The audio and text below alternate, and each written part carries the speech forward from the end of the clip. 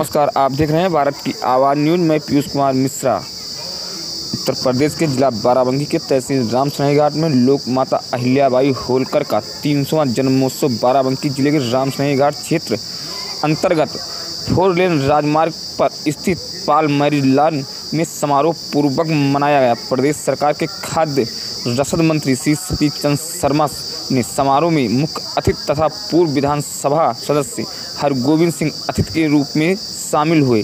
कार्यक्रम का संचालन आयोजन ज्ञानेंद्र पाल ने किया। इस मौके पर भंडारे का आयोजन किया गया।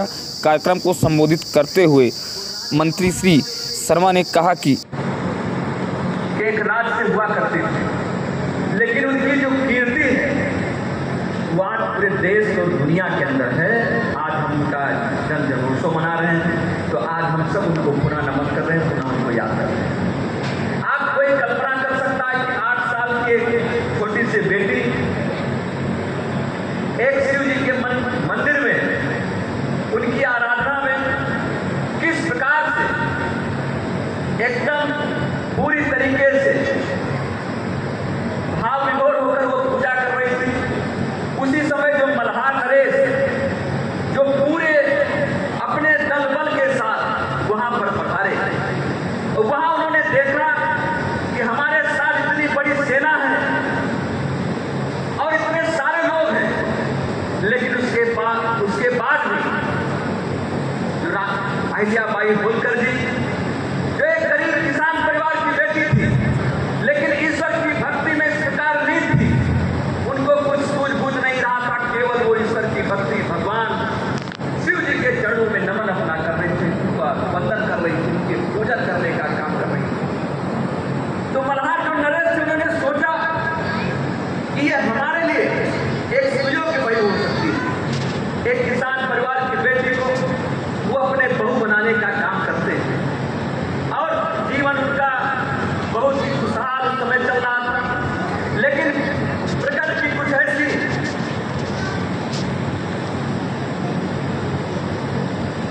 उनके सामने मात्र 29 साल की आयु में उनके पति का युद्ध के दौरान उनका देहांत हो जाता है। अभी गुरु जी चर्चा कर रहे थे जो उस समय की व्यवस्था थी, माताएं बहनें वो अपने पति के देहांत पर सती हुआ करती थी। अभी हमारे एमएलसी साहब कहा करते थे, लोगों ने बाल विवाह के बाद तमाम प्रकार की जो कुप्रथाएं इस प्रकार तो धीरे धीरे जो चीजें खत्म हुई और उस समय उनके ससुर ने कहा कि आप हमारे लिए केवल बहू नहीं हो, हमारे लिए बेटे के भी समान हो। आपको राजकाज संभालना है, प्रजा की सेवा करना है, इस नाते आपको सतीत्व नहीं लेना है, आपको इस देश और प्रदेश की सेवा करने का काम करना है। ताकि मान मनोती के बाद उन्होंने उसको मानने का साथ काम किया। और जो उनका कार्यकाल था किस प्रकार था, उनके कार्यकाल का जो सुशासन की आज हम सब कल्पना करते हैं, चाहे अटल बिहारी वाजपेयी जी या माननीय प्रधानमंत्री मोदी जी का जो कार्यकाल है, जो सुशासन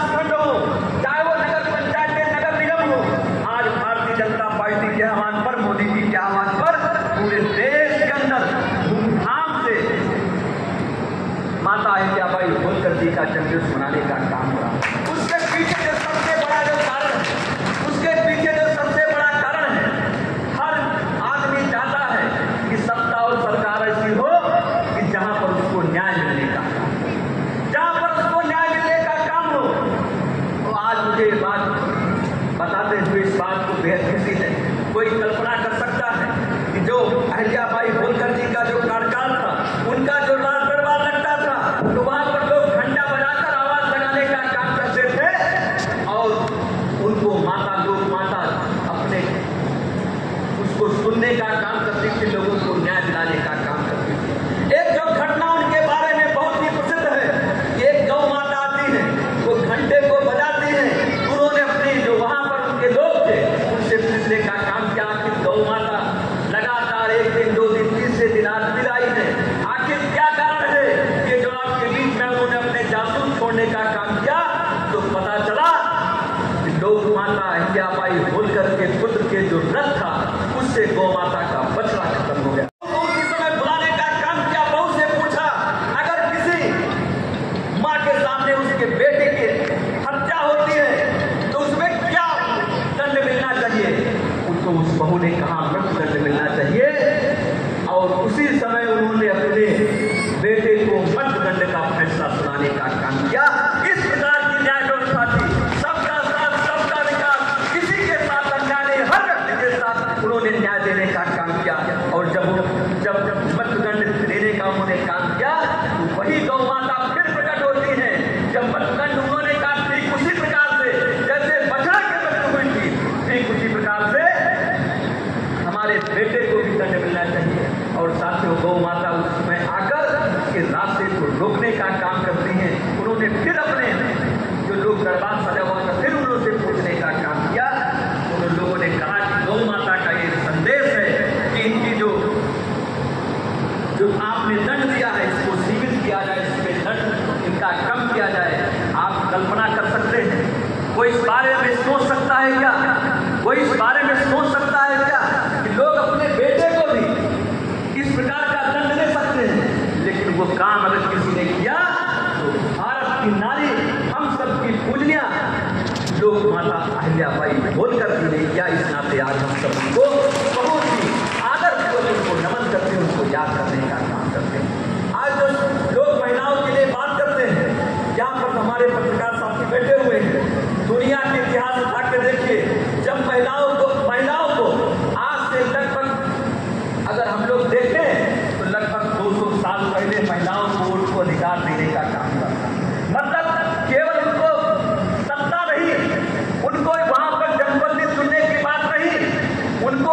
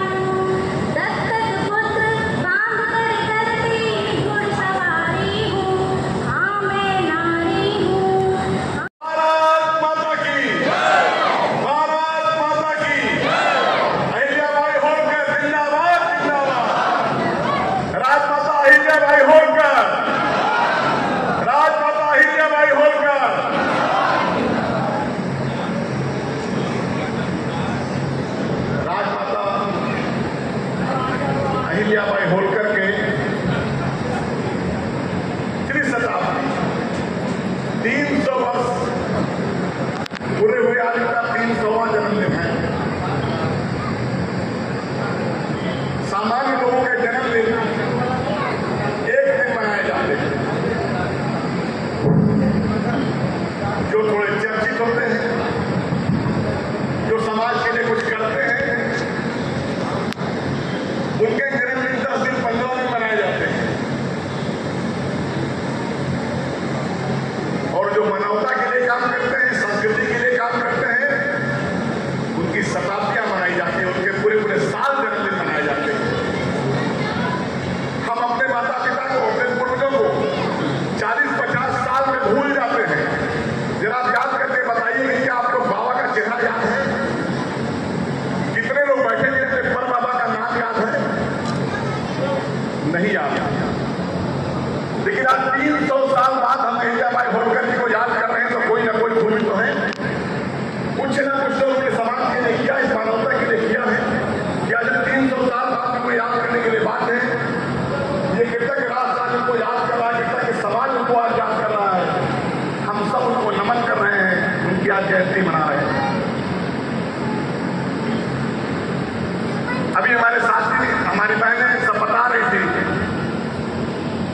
और बाल समाज बड़ी संख्या में बैठा हुआ है, दूसरे समाज के लोग भी हैं। सब जानते हैं कि राजमाता अहिल्याबाई होलकर का जन्म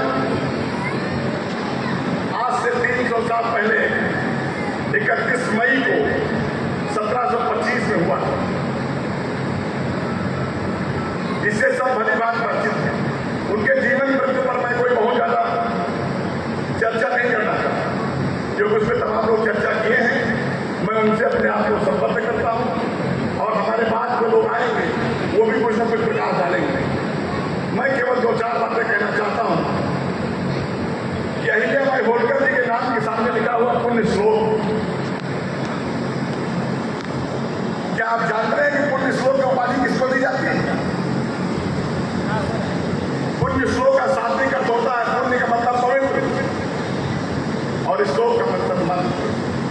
जिस प्रकार मंत्र पूरी तरीके से पवित्र होते हैं, मंत्र कभी अशुद्ध नहीं होते, मंत्रों में कभी अशुद्धियां नहीं होती हैं, उसी प्रकार राजमाता अहिल्याबाई होलकर जी का जीवन और उनका कृतित्व, व्यक्तित्व ऐसा था कि उसमें किसी प्रकार की कोई गड़बड़ी नहीं, कोई दूषित पर नहीं था। इसीलिए उनको पुण्य श्लोक का दर्जा दिया गया।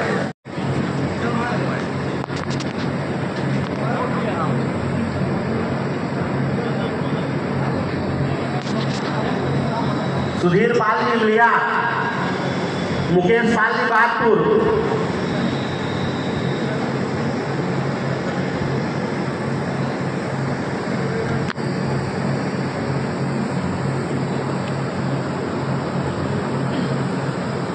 विजेंद्र सिंह जी सुतीपुर,